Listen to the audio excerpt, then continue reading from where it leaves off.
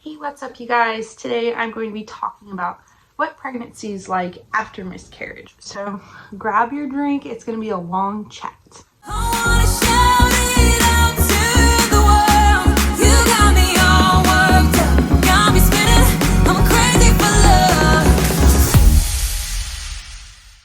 It's been a long time since I've done a video in my bedroom in this setup.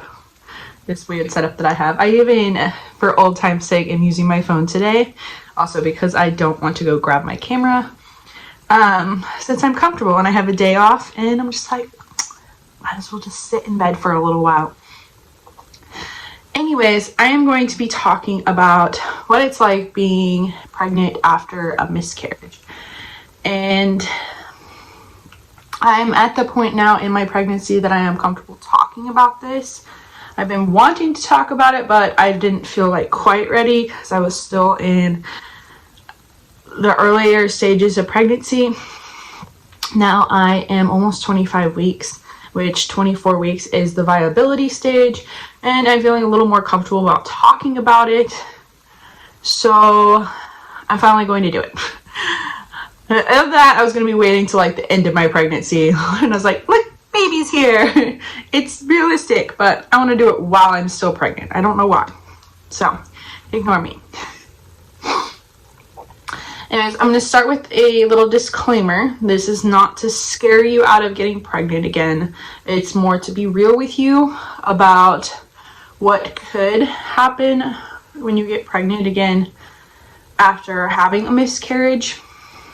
Also, everybody's miscarriage stories are different. I know mine personally was a spontaneous miscarriage. They don't know why it happened. They never were able to figure it out. A lot of people have like miscarriages or chemical pregnancies or ectopic. I can't speak. Sorry, I can't say that word. So you know what I'm trying to say. There's different types of miscarriages. So make sure you talk to your doctor if you want to try again about like when it's healthy for you to be doing so. I recommend following their advice. My doctor told me to wait a month, which personally I probably would have done anyway, which I'll give you my reasons later. And then also everyone's recovery is different. So not only physically, but mentally. So you also need to know when you are ready for both circumstances. Physically, I felt I was ready in about a month. Mentally, I felt that I was ready until I got pregnant, which we'll also get into. So, now I'm not going to tell my whole miscarriage story. I'm going to go ahead and link that above if you would like to go back and watch it after this or before you watch this. My miscarriage story is above for you. But a brief summary of that: I had a miscarriage at 13 weeks. However, I started spotting at like 12 weeks, 3 days. And it was just like brown spotting for 2 days, like randomly. And then it progressed to blood clots about that Friday, because it started spotting on a Wednesday. So the Friday morning, and then it was just kind of off and on clots. I had no pain. It was just some discomfort. And I never was like super emotional about it happening. I guess as soon as like I started spotting, I kind of assumed the worst. I did contact my doctors, or the on-call doctor, because it was like at 6 o'clock in the morning. And they said as long as it didn't progress, I was fine. Of course it did progress. But I never really cried about it. I was like sad, of course, but I don't know. It was just a weird thing. Like, yeah, I am sad. I want a baby, all that. But I was never like super emotional about it. Of course, my emotions may be different from somebody else's. So I'm not getting into that. My recovery, I will also link that above somewhere. It took about a month for my body to recover and feel normal again. It was about 5 or 6 weeks total. And I really wanted to give myself that month to heal emotionally, even though I didn't feel anything emotionally really, besides being sad. Just give myself that time to kind of just get my mind around what happened. But also physically, for my body to kind of just be able to clear itself out, have a normal period again where my uterine wall was fresh. And I also felt like letting that happen would improve my chances for having a healthier baby next time, with a stickier, fresh wall, nothing of the old, all new. That was just my thought process. So, again, I'll put up the recovery and the links to my stories above. I got pregnant at 3 months post-miscarriage. It was my second month of trying. I actually found out exactly 3 months post-miscarriage. So I had a miscarriage February 23rd, and I found out on May 23rd. So it's kind of exciting, I guess.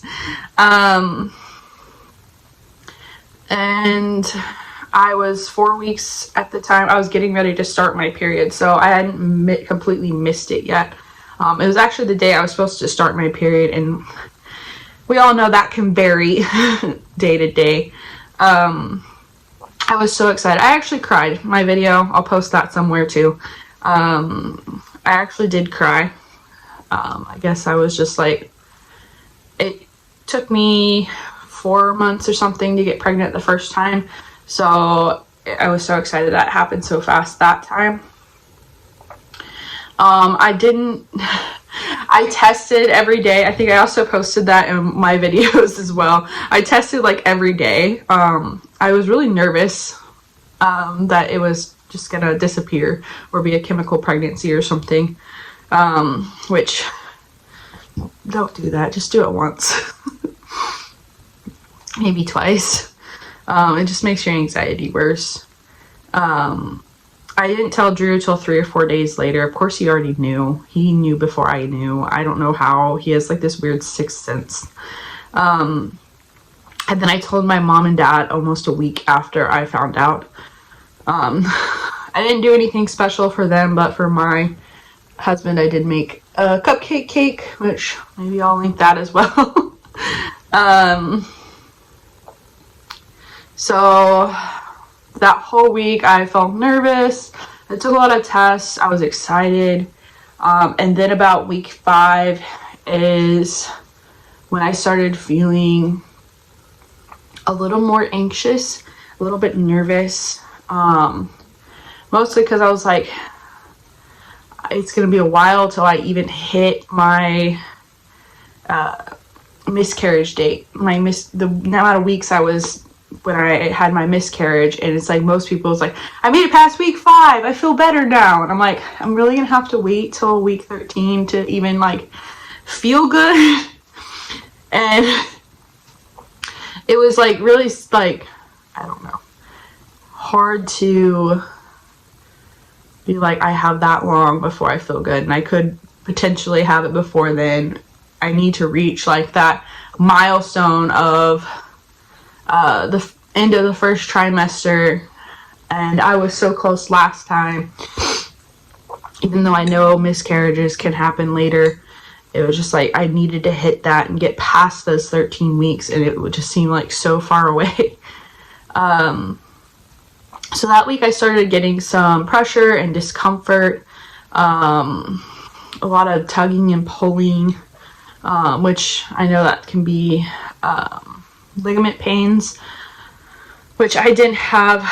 Nothing about that this pregnancy has been the same as my last one, which could be a good thing. My last one, that first couple weeks I had really bad cramping, So I was super like, oh my gosh, everything's different. Like, I don't know what's the same. The only thing I was going off was that I had really bad breast pain. I wasn't having any nausea yet at this point. It's about the middle of this week that I end up going to the doctor because I thought I had a UTI because I was going to the bathroom a lot. And I wasn't able to sleep because it's like, I just have that feeling like I have a UTI. So I went in and everything was fine. He still gave me an antibiotic, which I ended up messaging my OB, and they gave me a different antibiotic. I took it. I felt better.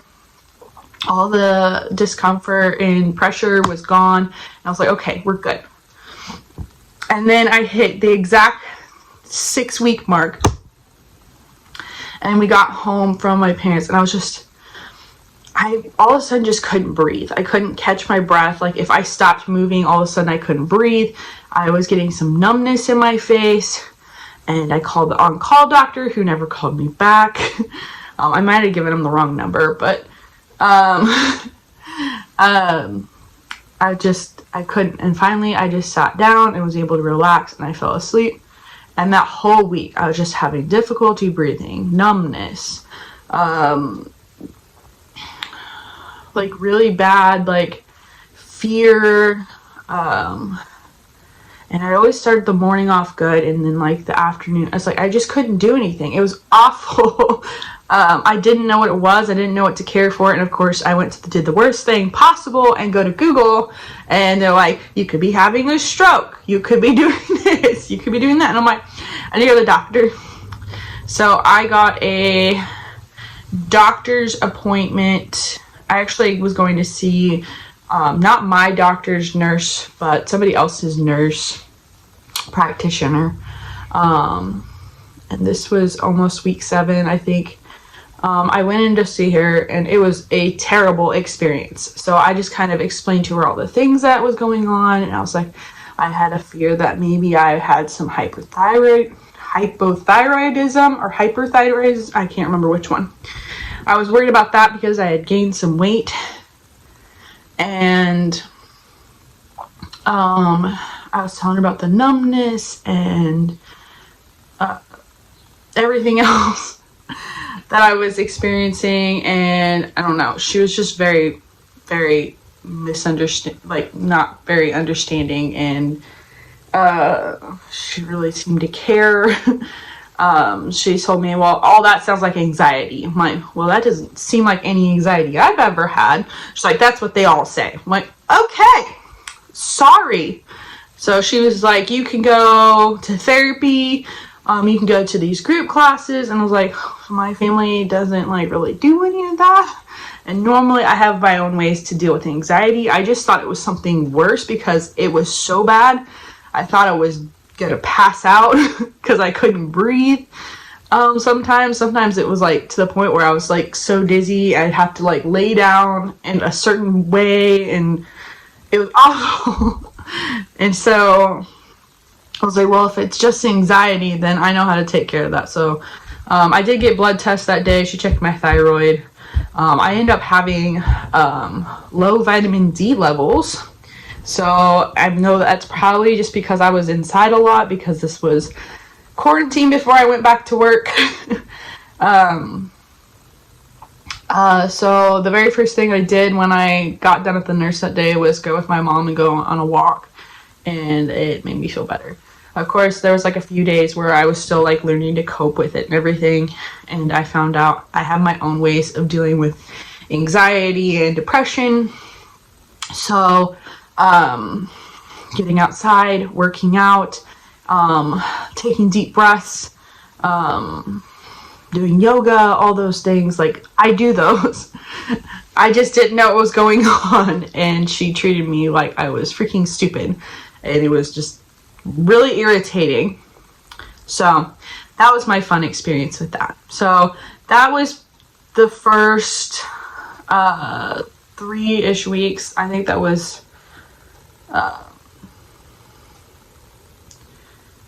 something like that, 3-ish weeks of my beginning of my pregnancy. I did have those symptoms come back occasionally, but like I said, I know how to deal with them when I actually know what they are. And she was really rude about it. So we're gonna move on. Okay, so how I coped with this. So like I said, I was having those anxiety attacks, but I was also having like trouble sleeping at night. That was when it got the worst. I was having a lot of issues in quarantine, thinking about like, even before I got pregnant, I was just thinking about a lot about death. And it's not always a good thing to think about, but just because it's like, with so much in the news, I was having issues with that and not being able to sleep and having some fear things, which I dealt with. But this was like a different thing where it's like, oh my God, miscarriage, it's gonna happen again, this and that. So what kind of helped me fall asleep every night was reading or watching others' miscarriage stories, even just their recovery or their actual like story, or reading people's happy endings, I guess. It's just the bad thing about happy endings sometimes, like reading like positive miscarriage stories, is just, or positive like rainbow baby stories, is that at the time it's not realistic to you, especially if you haven't had a baby yet. It was just my thought. It's like, it's not attainable for me at the moment. Like, I just need to know what you did or like what you were doing while you were pregnant, those kinds of things. This is where I found the miscarriage probability chart, where you enter like your data and it tells you week to week what your probability rate is. I also found some books on Amazon and read those. I can't remember the exact book, but there's a whole bunch of different ones out there. I would definitely recommend getting the one that is best for you. This one, it tells you what to expect each week, but also tells somebody's miscarriage story from that week. And I don't know, that just made me feel better, I guess. But it also told you like, this is the milestone you hit this week, and this person had a miscarriage this week and this is their story, that kind of thing. I don't know why that made me feel better. I still read it. I did my best to live in the moment. You can't prevent most miscarriages, and most of the time there's nothing a doctor can do to stop it. So reminding myself that every day, so it just made me live in the now and not the chances that something could be happening. It's kind of like a hard thing to accept, especially because you're like, but I want them to fix it. I want everything to be okay. It's just one of those things, I don't know. It made me feel better. So working out, I already said this helped with my anxiety. As always, make sure you ask your doctor before working out. But walking is always a possibility for everyone. So even that helped. I was going to the gym and jogging and things still. I still go to the gym and jog. I walk mostly, but keeping busy. This was easier when I got back to work. So once I got back to work, it helped my anxiety a ton. I still got occasional like anxiety attacks, but once I was able to keep myself distracted and it made the days go by faster, this helped a ton. I lived by the milestones. So at first it was day to day. Once I got figured out what was wrong with me, I started living the week to week. I made it to 8 weeks. I made it to 11 weeks. I made it to 12. And then when I finally hit my 13, I was still, it's 14 weeks. It's 15 weeks. My 13 weeks was not the actual like day of the 13 weeks was not so bad. But I feel like 14 weeks was worse for me. I think because I believe I had a doctor's appointment that week, and anytime I got close to a doctor's appointment, I'd get anxiety. I've been doing doctor's appointments every 4 months, even in the times of COVID. My doctor thought it would be good for me to be able to come in and hear the heartbeat and get my questions answered, and every appointment I have gotten better. I have felt better. I have anxiety today because I have a doctor's appointment today.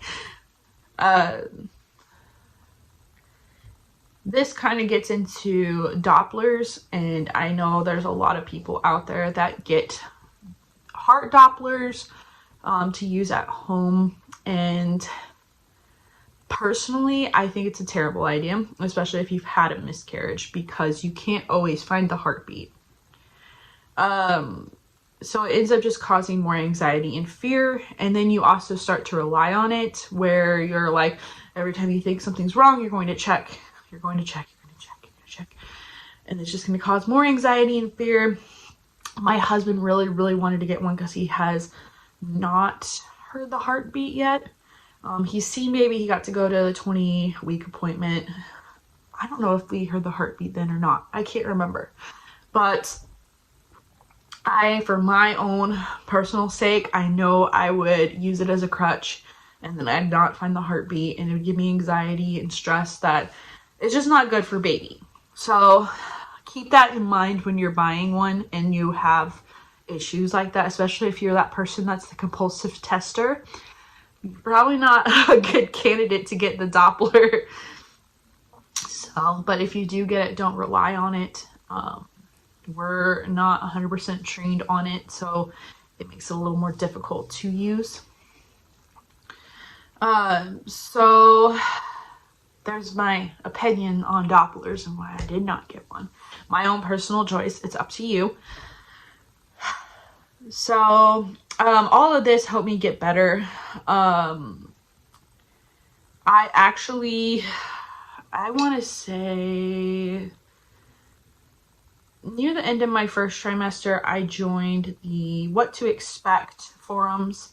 I made an account, got the app, and I joined the January and February forums. And I believe that has helped me so much. Just seeing mom's stories on there. There's a lot of drama on there, just so you know. But it's kind of a fun distraction every day, and just kind of seeing where other moms are at and what other moms are experiencing. If you have a lot of, like, if you get triggered really easily, just kind of be aware that sometimes moms post when they have miscarriages or losses in there. So just be aware of that and be prepared if you accidentally click on one, that just because it happened to them, it doesn't mean it's going to happen to you. I had a Facebook friend that had a loss about a month ago, and I know that gave me some anxiety. Hold your bellies tight that night. And also, like, occasionally they'll pop up on there. I don't know why. I'm just interested in reading them and just kind of seeing what happened, and that's me. Don't be me, especially if you can't handle it.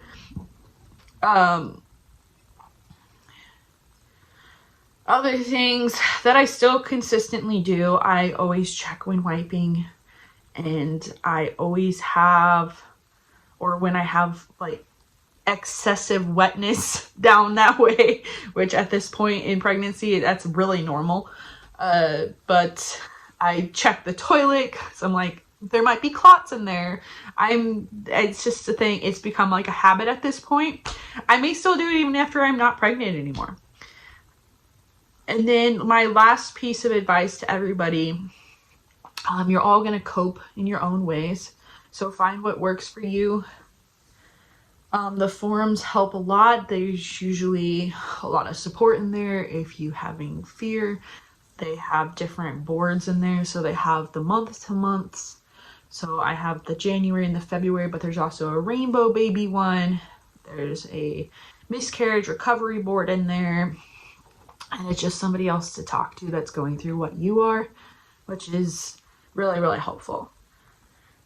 And then also take everything at your own pace. So when you're ready to announce to everybody, you can announce to everybody. So like I said, it took me a few days to tell my husband. My last pregnancy, I told him the next day.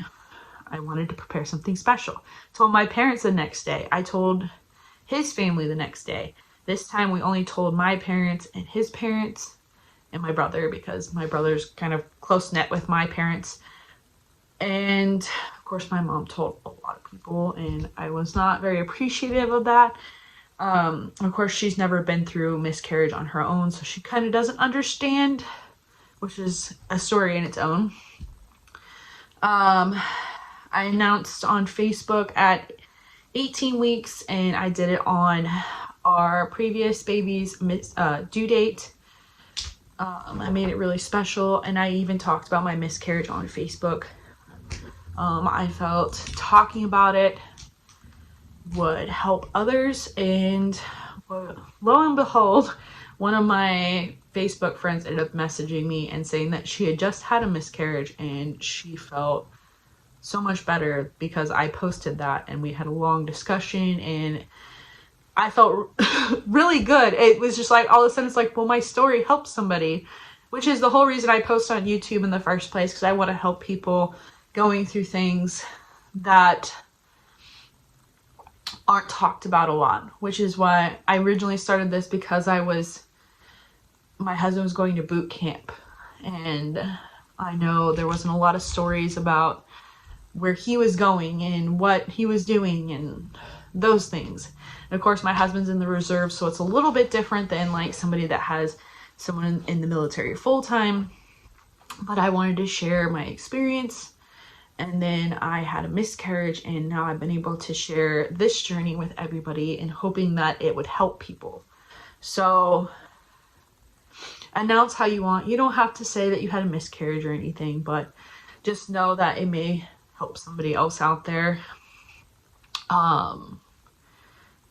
Of course, everybody has different types of Facebook friends, so it is totally up to you.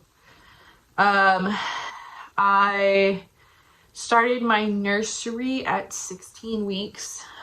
This was after my 16-week appointment. I told myself that was when I was going to start it, and so I started at 16 weeks.